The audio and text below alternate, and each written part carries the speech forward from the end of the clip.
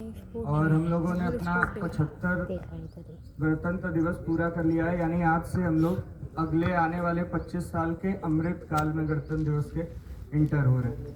76वें से लेके 100वां जो हमारा गणतंत्र दिवस होगा वो अमृत काल के अंतर्गत आएगा भारत सरकार की योजना से। आज का जो दिन है इसके बारे में हम लोग को जानना जरूरी है। हम सारे लोगों को ये बात पता है कि 15 अगस्त सन 1947 को हमारा देश आज़ाद हुआ, लेकिन और एक बात और जब हम लोग देखते हैं कि हमारा संविधान है वो 26 नवंबर 1949 को इनैक्ट किया गया, यानी लागू किया गया। तो ये 26 जनवरी का दिन क्यों इम्पोर्टेंट हो जाता है? तो अगर हम इतिहास में देखते हैं तो हमें ये बात पता चलती है कि 1916 से भारतीय नेता जो भारत को आज़ाद कराने के लिए लगे हुए थे, वो लोग डोमिनियन स्टेटस की मांग कर रहे थे।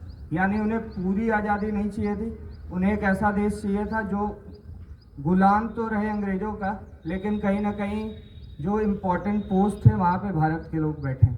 ये मांग करीब 1929 तक चली, और जब अंग्रेज़ों ने हमारी ये मांग पूरी नहीं की तो हमारे उस समय के युवा नेता सुभाष चंद्र बोस और जवाहरलाल नेहरू ने 1929 के अधिवेशन में, लाहौर के अधिवेशन में पहली बार इस बात की डिमांड की कि हमें अंग्रेज़ों को पूरे तरीके से भारत से भगाना है और हमें पूर्ण स्वराज चाहिए।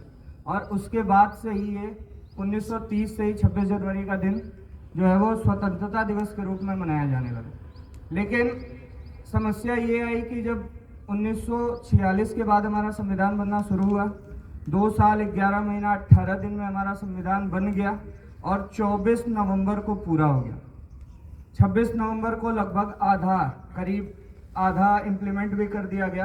तो ये बात या ये सवाल उठा कि इस 26 जनवरी के दिन का हम लोग क्या करेंगे, क्योंकि लगभग पिछले 20 सालों से हम लोग इसे स्वतंत्रता दिवस के रूप में मना रहे थे। तो आखिरकार हमारे इंडियन नेशनल कांग्रेस के लोगों ने इस बात का फैसला किया कि हम 2 महीने बाद यानी 26 जनवरी को अपना पूरा संविधान लागू करेंगे और उसी दिन हम इसे गणतंत्र दिवस के रूप में मनाएंगे।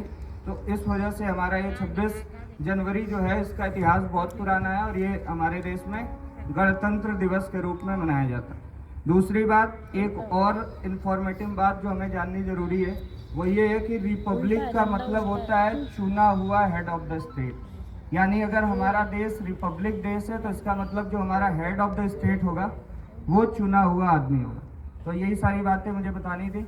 बहुत सारी रिस्पॉन्सिबिलिटीज आने वाले 25 साल में अमृत काल के दौरान हम सारे लोगों के ऊपर रहेगी, तो हमें इन सारी जिम्मेदारियों को समझना चाहिए और कम से कम अपनी हिस्ट्री और गणतंत्र दिवस का एग्जैक्ट मतलब क्या है, क्यों मनाया जाता है, क्या इसका इम्पोर्टेंस है, स्वतंत्रता दिवस से अलग इस दिन के इम्पोर्टेंस को हमें याद रखना चाहिए। धन्यवाद।